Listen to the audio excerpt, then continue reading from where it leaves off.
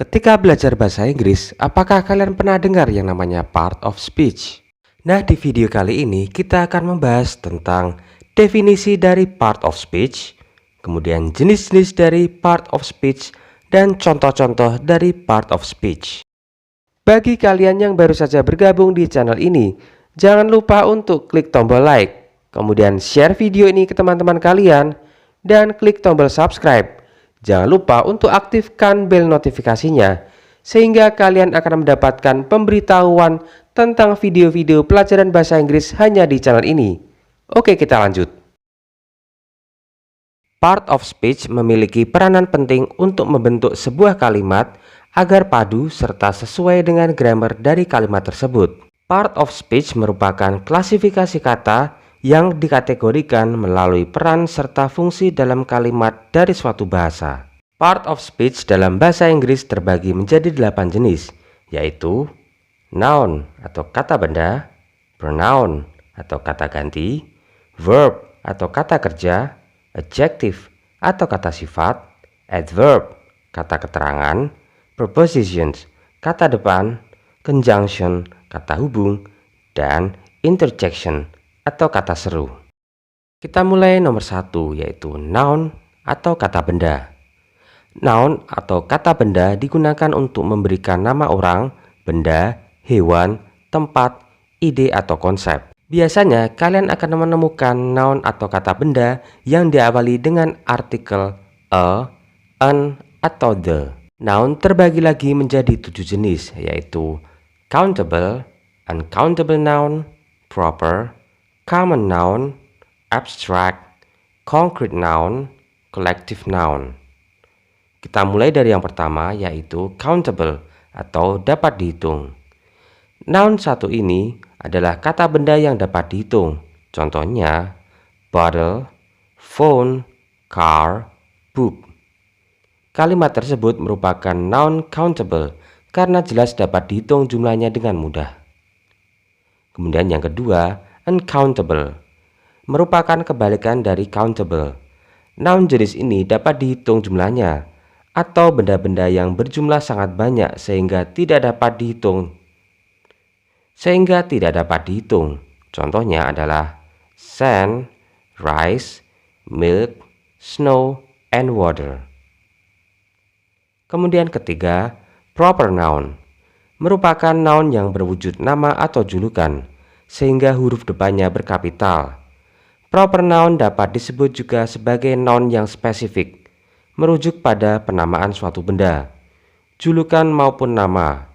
Contohnya Indonesia, England, Everest, Sahara, dan lain sebagainya. Kemudian keempat, common noun. Kebalikan dari proper noun, common noun merupakan noun yang common atau umum, sehingga huruf depan common noun tidak berkapital. Contohnya country, city, mount, atau month. Keempat noun tersebut tidak menyebutkan secara spesifik nama dari country, city, mount, serta month yang dimaksud dalam suatu kalimat. Kemudian kelima, abstract noun. Sesuai dengan namanya, noun ini menyatakan hal-hal yang bersifat abstrak seperti ide, konsep, keadaan, perasaan, dan lain sebagainya. Contohnya time, idea, imagination.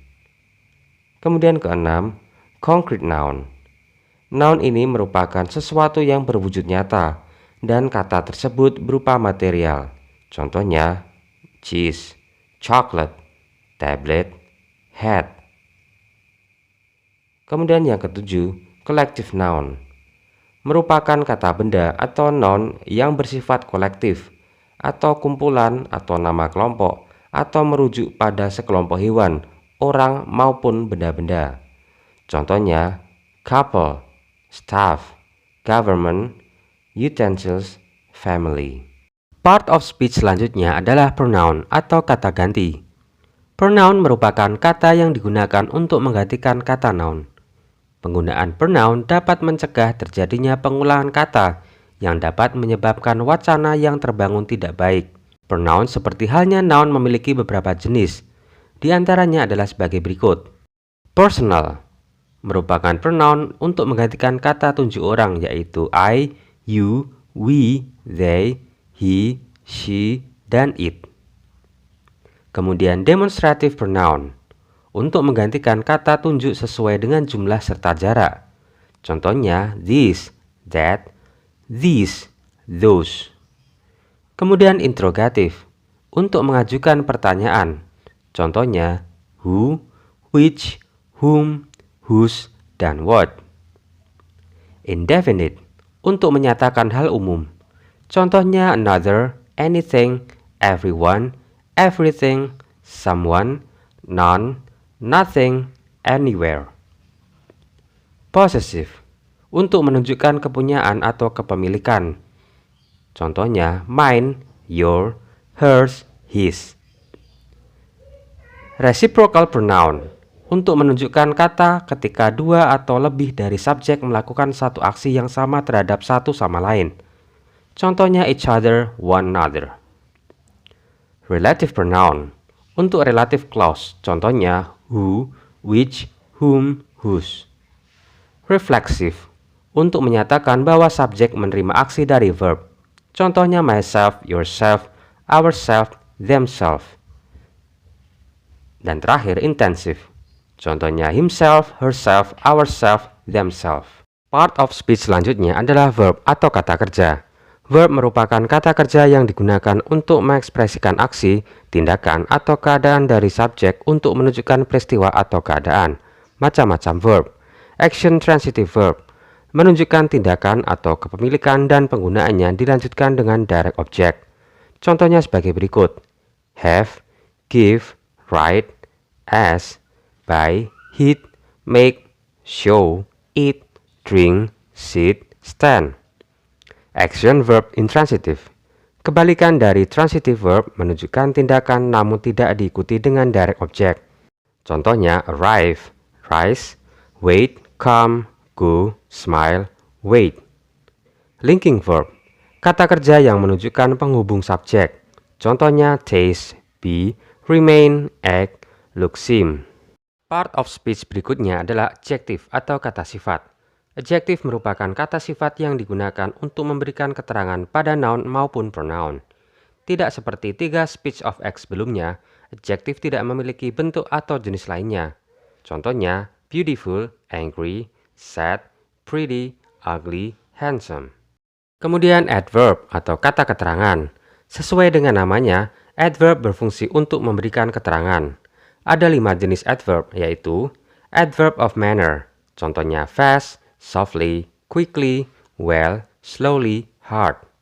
Adverb of time, contohnya yesterday, this morning, this afternoon, daily, recently, tonight, early. Adverb of degree, contohnya enough, so, very, too, quite, just, almost. Adverb of frequency, contohnya usually, rarely, always, often, sometimes, barely, daily. Adverb of place, contohnya behind, in, below, above, somewhere, nearby. Kemudian preposition atau kata depan. Preposition memiliki fungsi untuk menunjukkan hubungan antara noun dan kata lain. Ada 6 jenis preposition, yaitu preposition of time, yaitu after, during, until, since, before. Preposition of place, in, on, at, above, under. Prepositions of movement, inside, outside, into, towards, up, off. Prepositions of manner, without, like, by. Prepositions of purpose, for. Prepositions of measure or quantity, by, for. Kemudian conjunction atau kata sambung. Conjunction atau kata hubung berfungsi untuk menghubungkan dua kata, frasa, klausa, sehingga menjadi sebuah kalimat. Ada 3 jenis conjunction, yaitu coordinating conjunction, yaitu conjunction yang menghubungkan dua bentuk gramatikal yang sama. Contohnya and, but, yet, or, for, so. Subordinating conjunction, yaitu conjunction yang menghubungkan antara induk kalimat dengan anak kalimat. Contohnya since, although, after. Correlative conjunction, yaitu conjunction yang berpasangan. Contohnya either or, between and, from to, rather than, if then. Kemudian part of speech yang terakhir adalah interjection atau kata seru. Interjection merupakan part of speech yang digunakan untuk mengungkapkan emosi, biasanya berupa kata. Contohnya, oh, hey, oops. Oke student, jadi itulah video kali ini di mana kita sudah membahas tentang part of speech. Jika kalian ada pertanyaan, silakan tulis di kolom komentar.